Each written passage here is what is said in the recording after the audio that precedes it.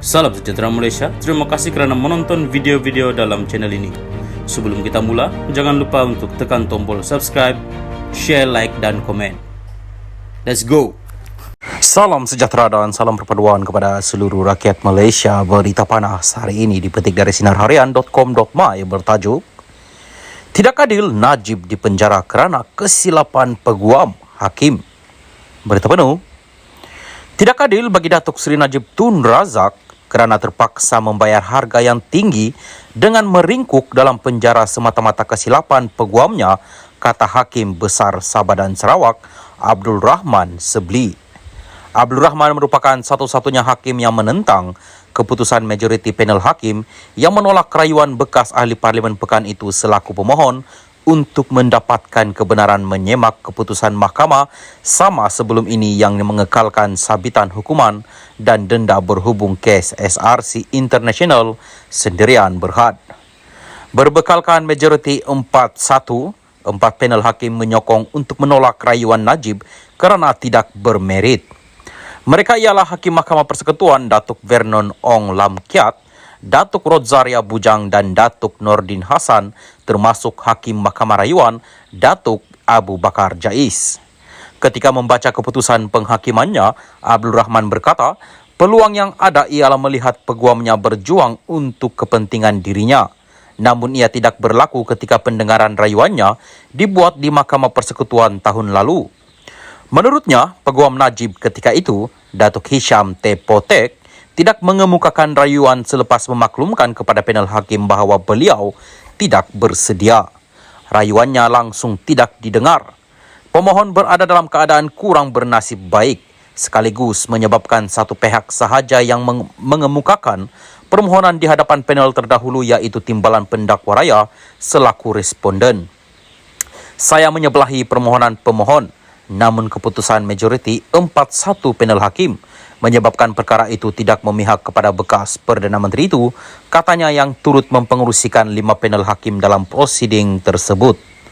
Hakim ini berkata, sabitan terhadap tertuduh harus dibatalkan kerana tiada representasi undang-undang.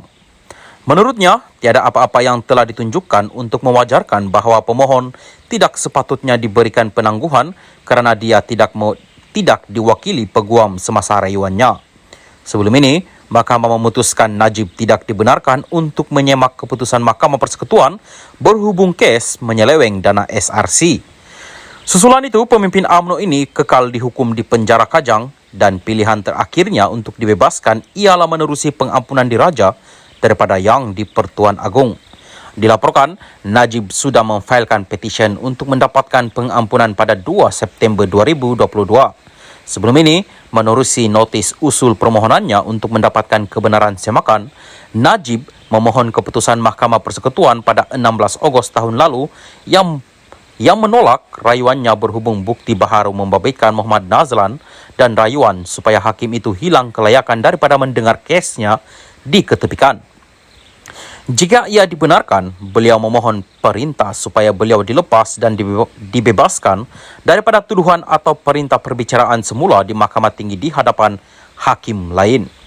Beliau juga memohon untuk mengetepikan keputusan Mahkamah Persekutuan yang menolak rayuannya supaya Ketua Hakim Negara Tun Tengku Maimun Tuan Mat menarik diri dan seterusnya memohon perintah supaya ia didengar semula di hadapan panel lain tidak kurang daripada 7 hakim. Bekas Presiden UMNO ini turut memohon kebenaran untuk menyemak dan mengetepikan keputusan Mahkamah Persekutuan yang menolak rayuan akhirnya. Jika dibenarkan, Najib memohon dilepas dan dibebaskan atau secara alternatif, rayuan akhir terbabit didengar semula panel lain. Pada masa sama, beliau memohon Mahkamah membenarkan penggantungan pelaksanaan sabitan dan hukuman sementara menunggu permohonan semakan itu didengar dan diputuskan. Yang terakhir, beliau memohon untuk dibenarkan menyemak keputusan Mahkamah Persekutuan menolak permohonannya untuk menangguhkan rayuan akhir. Dalam affidavit, beliau percaya dan dinasihatkan oleh peguam caranya bahawa keputusan Mahkamah Persekutuan boleh disimak mengikut Peraturan 137 Kaedah-Kaedah Mahkamah Persekutuan 1995. Dalam prosiding ini, timbalan pendakwa raya Datuk V. Sitham Baram berada di pihak pendakwaan manakala Najib selaku pemohon diwakili Peguam Tan Sri Muhammad Syafiee Abdullah. Pada 22 Julai 2020, Mahkamah Tinggi di sini mendapati Najib bersalah terhadap 7 pertuduhan pecah amanah, menyalahgunakan kedudukan dan pengubahan wang haram dana SRC. Najib dijatuhi hukuman penjara 10 tahun bagi setiap 3 kes pecah amanah dan masing-masing 3 kes pengubahan wang haram, manakala penjara 12 tahun dan didenda RM210 juta ringgit jika tidak dipenjara 5 tahun bagi 1 kes penyalahgunaan kedudukan. Bagaimanapun, Najib hanya perlu menjalani hukuman penjara 12 tahun selepas hakim memerintahkan hukuman itu berjalan serentak.